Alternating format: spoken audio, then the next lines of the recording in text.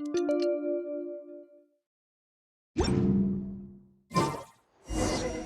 have been looking really rough for Natlan lately. There are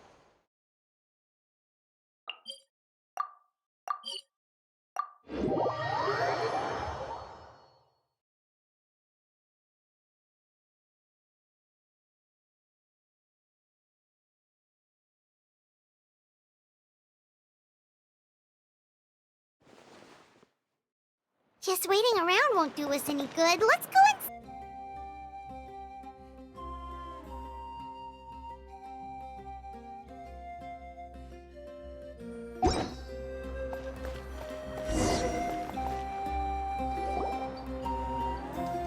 I see.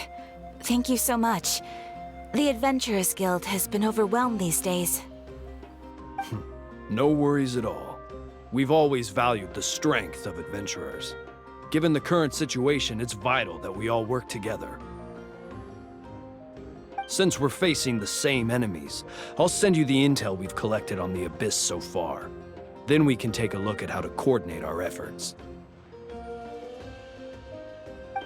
All right. Thank you so much. Hi, Catherine! It's us! Got any new commissions? You two have come just in time. I've got some good news. The Pyro Archon has finished assembling her forces and stationed them all across Natlan. Given how the Abyss has ramped up its activities lately, we can no longer afford to act only after receiving news of an invasion. So the Pyro Archon suggested that the Scions of the Canopy and the Adventurers Guild focus on collecting and disseminating intel. That way, we can stay informed of everything that's happening across the land. Once we receive word of enemy activity, we can notify the nearest camp and the stationed forces can take immediate action. Yes, precisely. This should also allow us to focus on gathering information, rather than running around and trying to tackle everything at once. So please also take a chance to relax, you two. You've been working hard these days, and this will be a good opportunity for some well-deserved rest. So that's the plan! Whew, we can finally stop and take a break! Paimon knows that! It's not like Paimon just wanted to lay here and do nothing! The movements of the Abyss are always unpredictable. There have also been times when it suddenly became more active in the past. The people here generally see it as something like an acute natural disaster. Once the disaster is over, everyone will return to their normal lives. We just all hope that day will be sooner rather than later. Oh, right. Most people have no idea just how bad the situation has gotten in the Night Kingdom.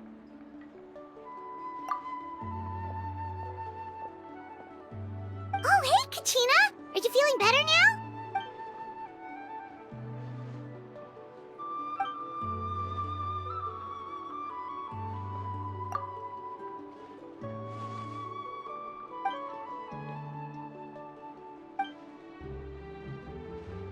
Wow! So we'll finally get to meet Shilonen, the legendary forger of ancient names! Paimon still can't believe anyone could forge those things.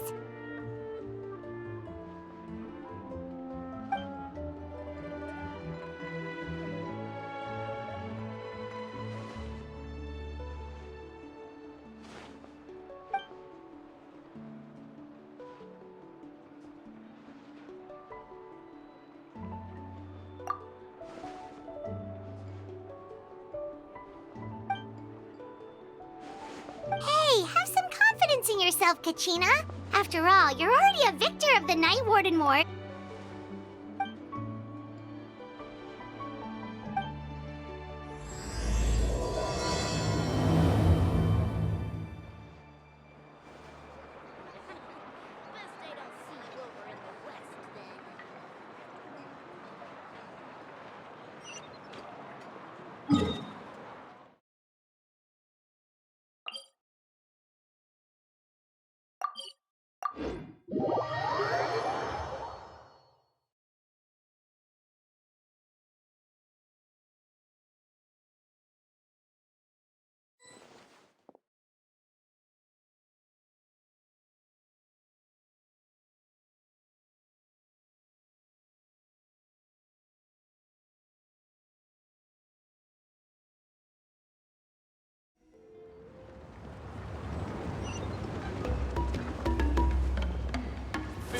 just a step on the path to glory.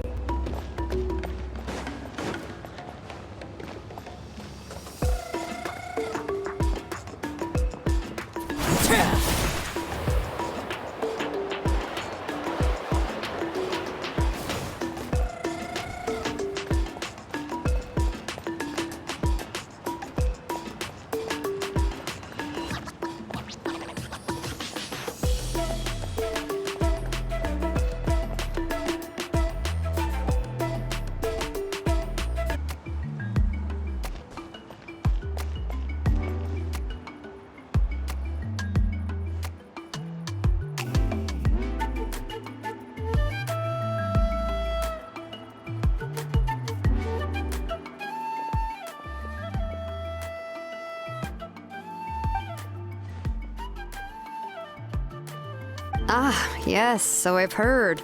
So young, and yet you've already got quite the reputation.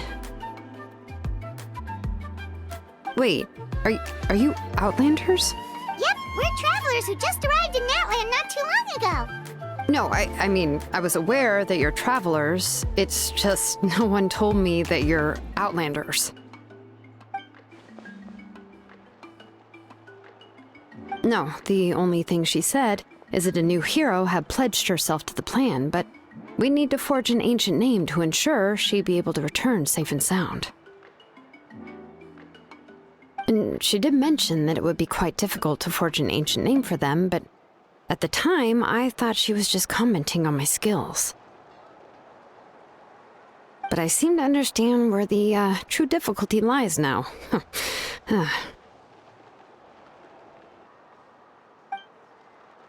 Oh, I wouldn't go that far. I'm used to it, really. I just need a moment to process things. They're always difficult to fulfill, and we used to argue a lot. Honestly, it's probably for the better that she didn't bring this up at the time.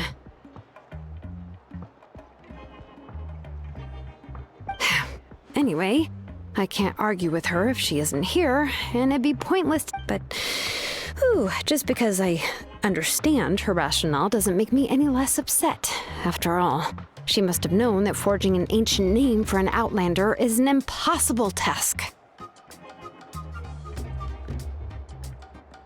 It's impossible? As you probably know, an ancient name is a symbol of a hero's sparing glory, which grows even richer and heavier as generations of successors inherit it. We forge ancient names by engraving the heroic deeds of an individual who will become the first hero of that particular name.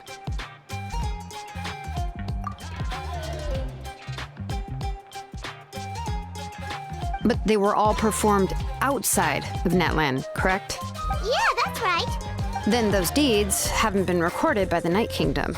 To take it one step further, even if you had performed heroic deeds in Natlan, as an Outlander, your actions still wouldn't have been recorded by our lands. Only memories and experiences that have been acknowledged by the Wyab can be used as a basis for an ancient name. Even the greatest of craftsmen cannot create something out of thin air, you know. That's just how it is. Seems the Wyab don't want just anyone to get a name, huh? Mawika, of all people, should know better than anyone, yet she's still entrusted the task of forging the ancient name to me. Oh, Paimon gets it. Nobody's happy being asked to do the impossible.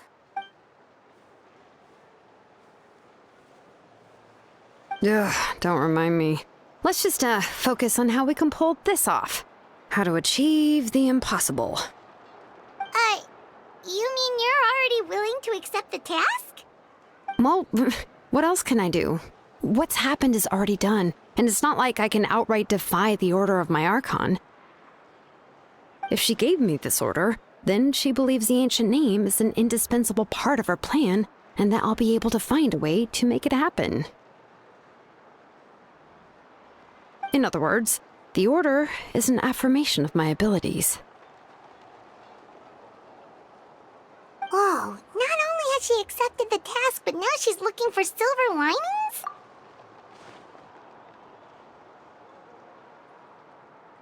The key is getting the Wyab to somehow acknowledge the traveler's existence and record her heroic deeds. We heard the voice of a Wayab when we were in the Night Kingdom before. We even had a whole conversation with her. If we can talk to her again, maybe we can figure something out together. Well, every tribe has their own Wayab. How do we know if the one you met is indeed the best one for us to talk to?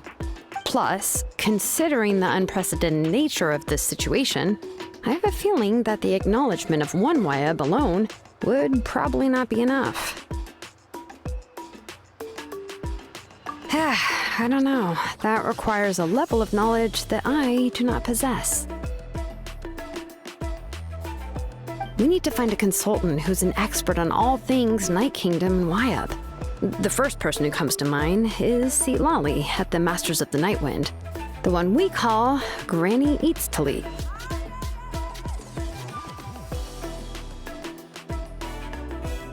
Oh, we've heard that name before.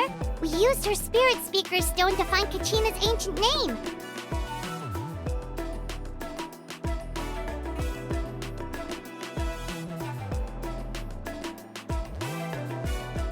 A person who can make something like that must be pretty impressive. I'm unsure she'd be able to help. Still, she's older now and quite eccentric. It's hard to even book a meeting with her, given that she's constantly holed up in her room and doesn't like to be disturbed.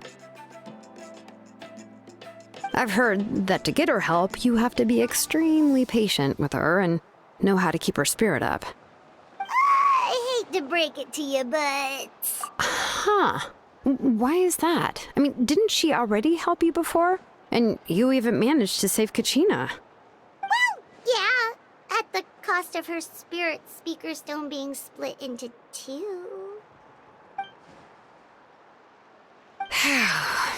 Great going, Moeka. We're already off to a rocky... In that case, I guess your only option is to try to emphasize that this is an important order from the Pyro Archon. Hopefully, Lali would still want to show respect to the Archon. I'll also write you a letter on your behalf. If you can find someone to deliver it and mention some good things about you, then that should help too.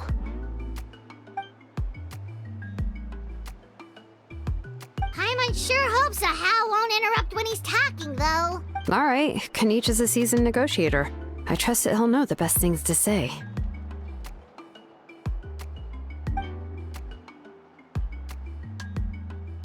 Please just give me a moment to write the letter, and we can meet up near the Statue of the Seven later. Sounds good. We'll take a stroll in the meantime.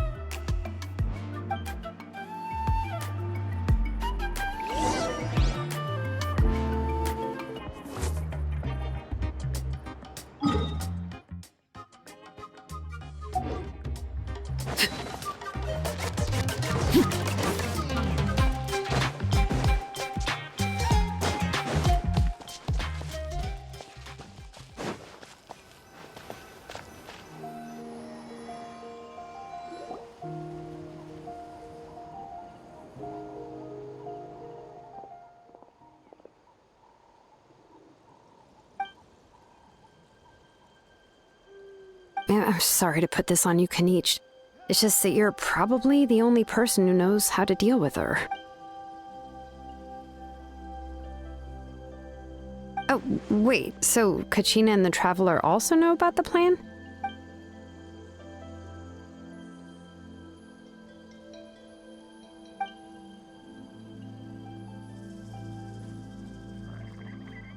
Right. She mentioned there are 6 heroes and that Shilonen is one of 4 that have already been acknowledged. Oh, well, then I suppose there's no need to keep any secrets between us. Having companions walk by your side is perhaps the best solace when facing such a bleak reality.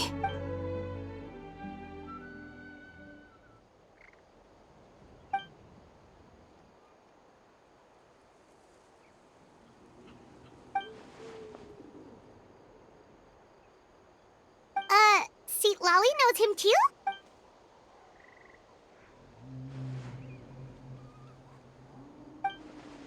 Given how the Masters of the Nightwind love to babble about dreams and revelations, they're already a pretty strange bunch to most. I've never met Auroran, but if they consider him the odd one, he's got to be pretty far out there.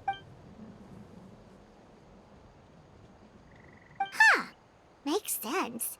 But Paimon wonders how Lali could be the first one to notice Auroran's disappearance if she spends the whole day in her room.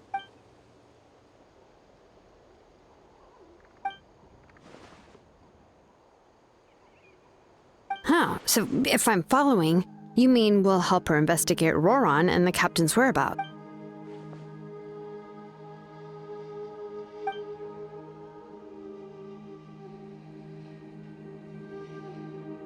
Yeah! Plus, we kinda owe her one anyway to make up for breaking the spirit speakers down. Ah, this is a pretty well thought out plan. As expected of Molly Poke Nietzsche. Then, yeah, I'll leave my letter to you. Let's hope Lali can meet at the stadium in 2 days.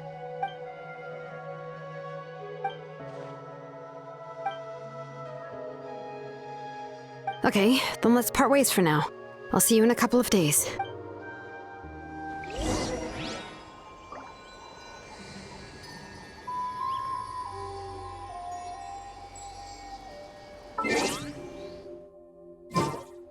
Staring into my eyes is ill-advised.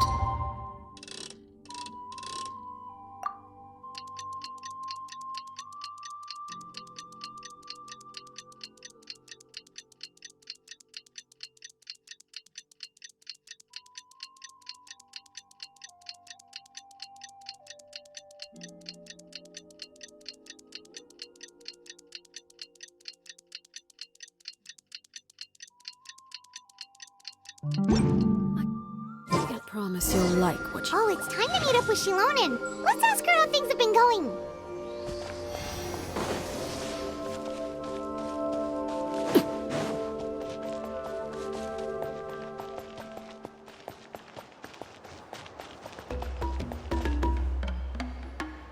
Hey, Shilonen, how's everything going? Oh, hi, Traveler and Paimon. I have, bad news. Lali did not reply to our request. Although, I suppose I'm not too surprised. Huh? You mean she didn't even bother to give Kenichi a response? Guess she really does have quite the ego then.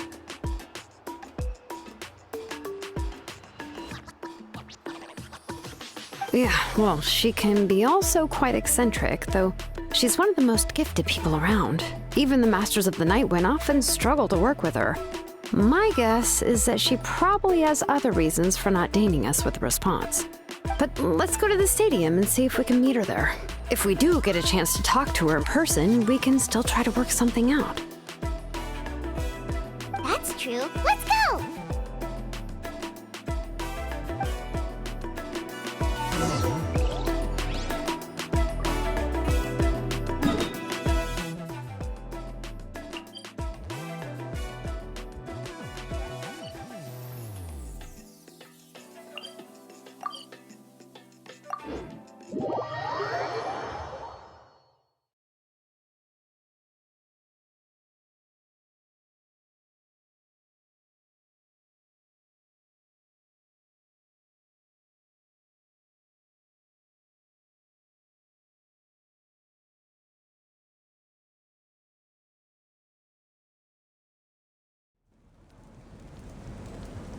Phlogiston engraving is quite the deep field of study.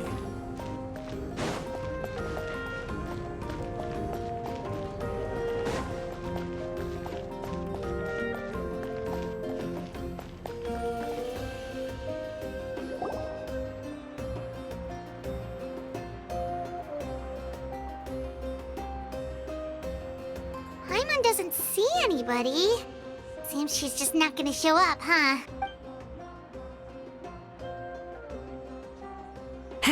Well, we tried to be as considerate as we could, but she's under no obligation to help. That might be true, but this is still a request from the Pyro Archon, right? Shouldn't a subject always answer the call of their Archon? A subject? Well, if you ask me, I'd say we're all more like friends with the Archon. Yes, Mawika is our leader, but that doesn't mean there's any kind of tall barrier between us and her. The only thing is that she often has very high expectations of us. Huh. So even though she's super powerful, it sounds like she's actually pretty down to earth and easy to get along with. Unlike that old hag Granny Eatstily, right? Does she think she can ignore us just because she's famous? You all talk about her like she's some kind of huge deal, but she didn't even bother to reply to our letter! Seriously, if that's what aging does to you, Paimon never wants to get old.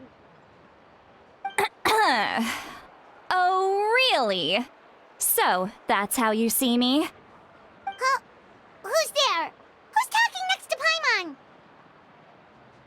Oh, don't mind me. I'm just a disgruntled old hag, right? Come on, relax. I'm sure my bark's worse than my bite. Huh? See, Lolly. Wait, you're Seat Lolly? You're Granny Eatstily? Yes, Granny Eatsley. But emphasis on Eatsley, not Granny. You must know this trope from light novels, surely. They use it all the time. The young man who's actually the oldest person in the room. The girl next door who turns out to be a seasoned veteran. The wise sage who looks like a little kid. Oh, wipe that look off your face! You've seriously never seen an older lady that doesn't look her age? Okay, well, don't go thinking it's a trick either. See? I'm barely wearing any makeup. Did I forget to mention, she's called Granny, but she's actually pretty young. It was an honest mistake. I guess we've just gotten used to it. I'm sorry. So, how old are you actually? What? How dare you? Don't you know it's rude to ask a lady her age? Paimon really didn't mean to offend you, it's just that your case seems really unique. Oh, Paimon just wanted to apologize, but now she's putting more and more of her foot in her mouth. Really, Paimon just got a little mad since we thought, well, you were gonna leave us out to dry. It was my idea to invite you here, Seat Lolly. So if you're upset, you can just take it out on me. All right. I was only joking. I didn't mean to chastise anyone. There's really no need to take all this so seriously. If anything, I'm gonna feel awkward if we keep this going. I received Kenichi's letter and was planning to attend this meeting. Since I had already decided to come, I figured there was no need to draft a reply that simply said, "Understood." Besides, just showing up is the most important part. No? But, of course, it's also natural for people to get held up by one thing or another as they're trying to leave the house. It certainly was a bit awkward to see that everyone else had arrived before me. At first, I was thinking of quietly sneaking over, but since you were already here waiting for me, I started to think about how I should phrase my apology, only to hear you all talking smack about me. Anyway, that's the whole story. Honestly, it's not like I owed you an explanation anyway.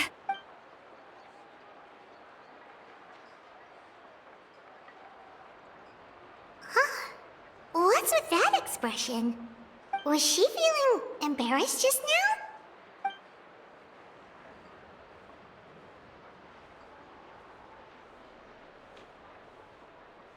When the Masters of the Night Wind say they struggle dealing with her, I wonder if the feeling is mutual. She seems to be pretty awkward herself. Everything she does and says seems a little forced. Anyway, Shilonen, I heard that you require my help in crafting an ancient name. Correct. The situation isn't like anything we've handled before. Let me explain.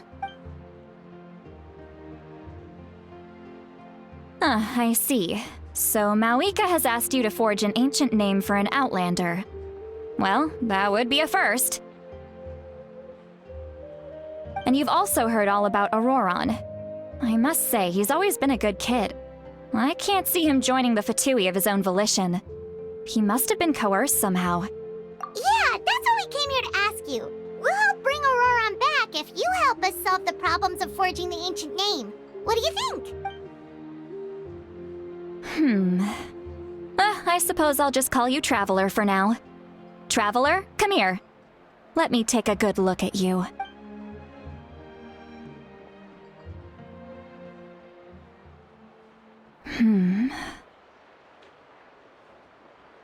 Wealth leads to unending conflicts between people. Yet you alone transcend the value of gold. Baleful thunder and wrathful waves bring terror to mortal hearts. Yet again and again, you've braved them to find new worlds. O weary yet free soul, even the most verdant leaf in the forest will pray for your happiness and safe passage. Those are all the things that I could see in you. You've experienced far more than even most mortals could dream of. You possess the heart of a sincere hero, along with the conviction to lift a torch above your head and walk headlong into the night. Huh? Don't move. There's something here. Huh? What thing? Don't scare Paimon. Is the Traveler gonna be okay? Shoo! That should do it. You've just returned from the Night Kingdom, so some fragments of souls were still stuck to your body. No need to worry. I've just cleared out the last of them. Isn't that kinda like having part of a ghost come back with you? It's nothing as serious as that. If left unattended, the most it could do is stir up some chaos in your mind, and generally worsen your mood. Well, in that case, better to get rid of them.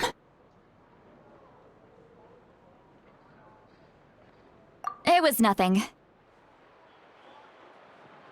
Shilonen, let's follow your proposal. Once you've brought Auroron back, I'll take you to see the Lord of the Night. The Lord of the Night? But don't we need to talk to the Wyab of the tribes?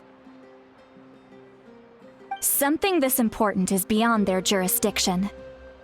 Only the Lord of the Night can decide whether we can grant an ancient name to one who does not hail from our lands.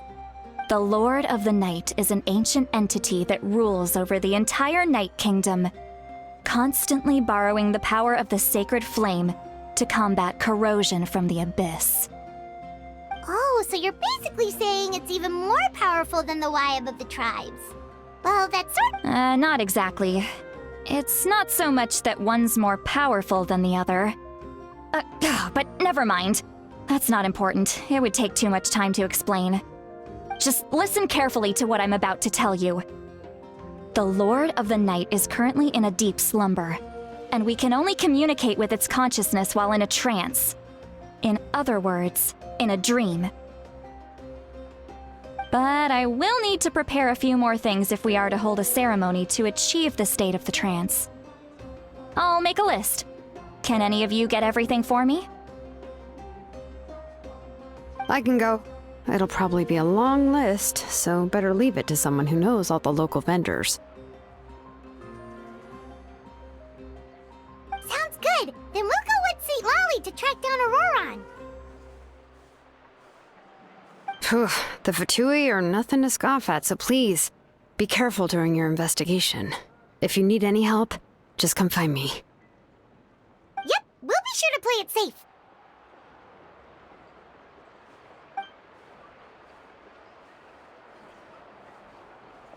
All right, now it's time for us to catch that brat and bring him back. I'm sorry I made you wait earlier. It was actually because I decided to swing by Auroron's place to look for clues. He has always lived alone, and I found a broken jar in his house. There was also something off about his phlogiston aphids, which I assume is because their keeper has been gone for quite some time. And interestingly enough, I saw some slash marks in the house that did not match any of our local weapons. My guess is they were left by Snezhnayan arms. Oh, sounds like the Fatui broke into his house and took him hostage. But why would they kidnap a kid who just spends his days living in the country and raising aphids? He's only in his 20s. What would they want with him? That's not to say that I believe he's totally innocent, of course. Since he's the only one who was kidnapped out of everyone in Natlan, he must have done something to attract their attention. In any case, we'll get to the bottom of this once we manage to get him back here. I'm truly sorry to put you two through all this trouble with me. But please help me get him back. You can count on us! All right, then let's start by heading to where Auroron was seen last.